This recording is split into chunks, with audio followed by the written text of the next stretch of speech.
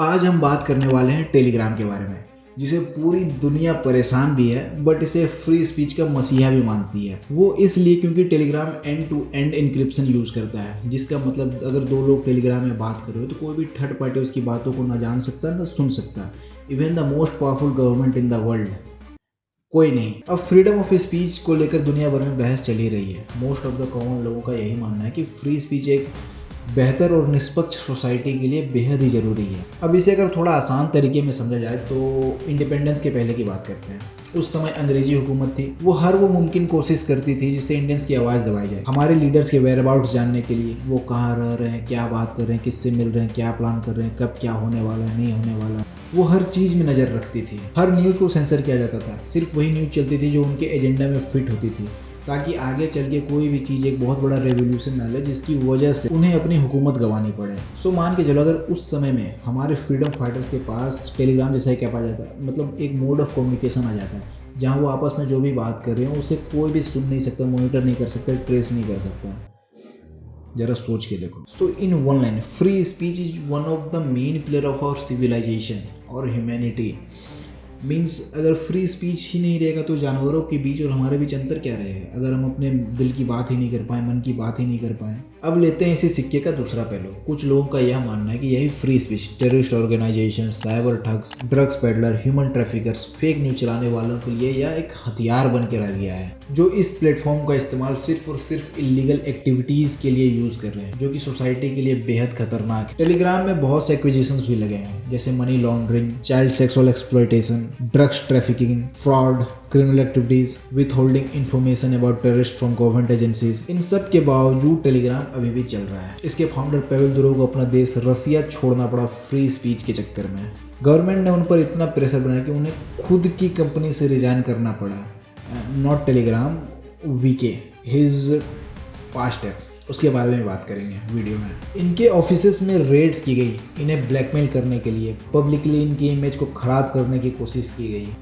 चलिए जानते हैं कहानी इनके बारे में। ऐसी क्या घटना हुई जिसने टेलीग्राम को जन्म दिया, और क्यों ये फ्री स्पीच के लिए अपना सब कुछ भी सेक्रीफाइस करने के लिए तैयार है।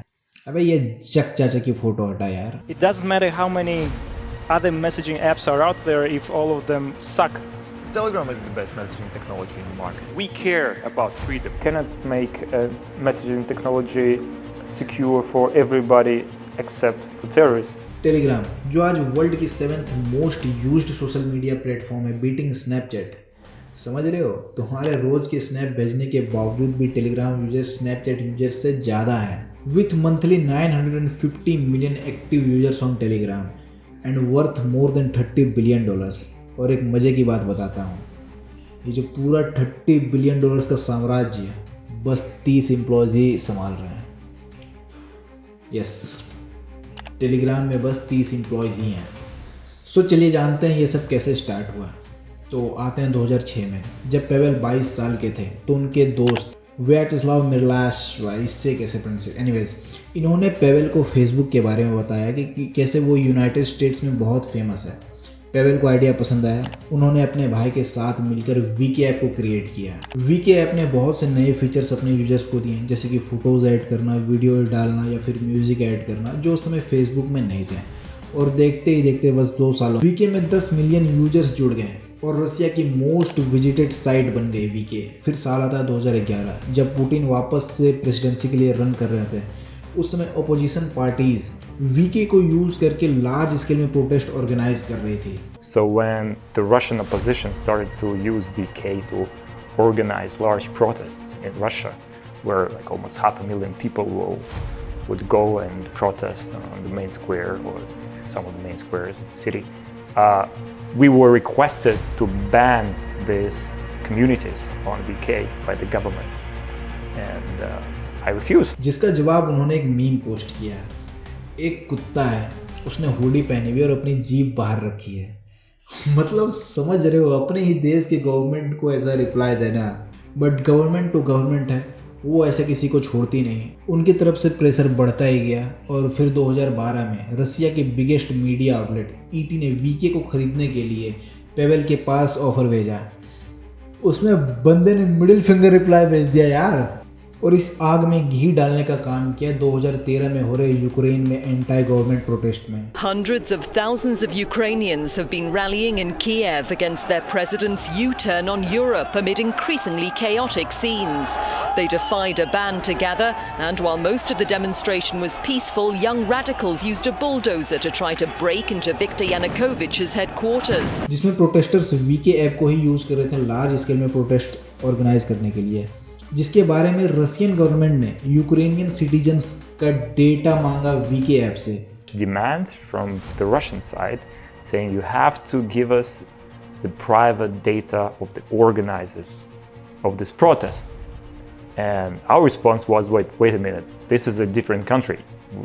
We won't betray our Ukrainian users because you ask us to do that. We decided to refuse, and that didn't go too well with the Russian government as well. अब ना बंदा गवर्नमेंट के साथ कोई भी डेटा शेयर कर रहा था, ना ही अपनी कंपनी बेचना चाह रहा था। सो इन लास्ट 2014 में Decision because I was offered basically a choice between two suboptimal options. One of which was I would start complying to whatever the leaders of the country told me to do. The other one was I could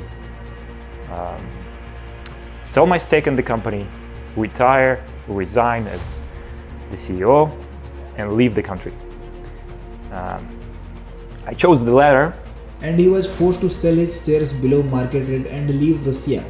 अब कहता है यार डूबे को तिनके का सहारा। उस rate के समय में पेवेल के दिमाग की घंटी क्यों? वह अपने भाई से कांटेक्ट करने की कोशिश कर रहे थे, तभी उन And I realized there is no secure means of communication. I realized I want to tell my brother what's going on, to coordinate whatever we want to do. And every tool to communicate I could use was not really secure, not encrypted. It was not safe to use them.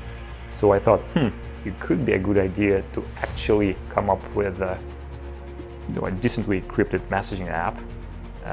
And my brother, being the genius that he is, he was able to create this encryption standard that we are using up until this day. So VK का सारा matter खत्म होने के बाद Pavel अपने great mathematician वाई को Telegram का आइडिया देते हैं और दोनों मिलकर टेलीग्राम ऐप क्रिएट करते हैं। Improving from WhatsApp, Pavel design the interface of Telegram, जहां उस समय व्हाट्सएप में मुश्किल से मुश्किल 50, 100, 200 लोग एक ग्रुप में ऐड हो सकते थे।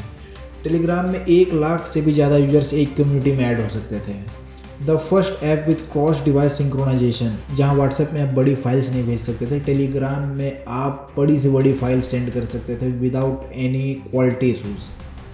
और जो लोग डेटा ट्रैकिंग से बच के कम्युनिकेशन करना प्रायोरिटी में रखते हैं, उनके बीच तो टेलीग्राम बम की तरह फट गया।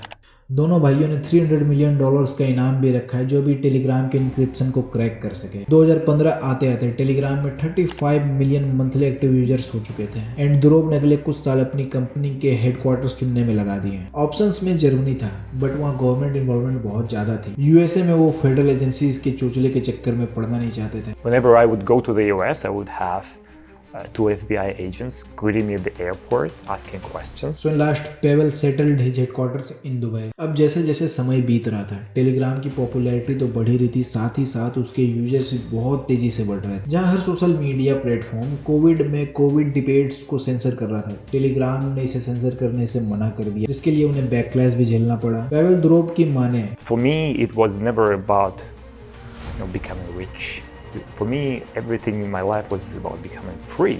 Yes. And to the extent it is possible, my mission in life was to allow other people to also become free in a sense.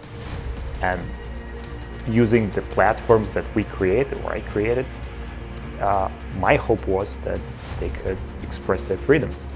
2024 में पेवल दुनिया की नज़रों में तब हाईलाइट हुए जब फ्रेंच अथॉरिटीज़ ने उन्हें एयरपोर्ट से अरेस्ट कर लिया था। The Russian founder of the Telegram messaging app, Pavel Durov, has been arrested at a French airport. Reports say authorities have been investigating a lack of moderators on the app, which they say allows criminal activity to take place. सबका यही कहना था कि ये arrest politically motivated था और free speech को sensor करने की एक साजिश थी। जो भी गवर्नमेंट के खिलाफ जाएगा उनके साथ यही होगा। अरेस्ट के कुछ दिनों बाद फ्रेंच अथॉरिटीज ने उन्हें छोड़ दिया, बट वो फ्रांस छोड़ के तब तक नहीं जा सकते जब तक वह केस क्लोज नहीं हो सकता। In spite of all of this, Telegram आज गोली की रफ्तार से आगे बढ़ रहा है।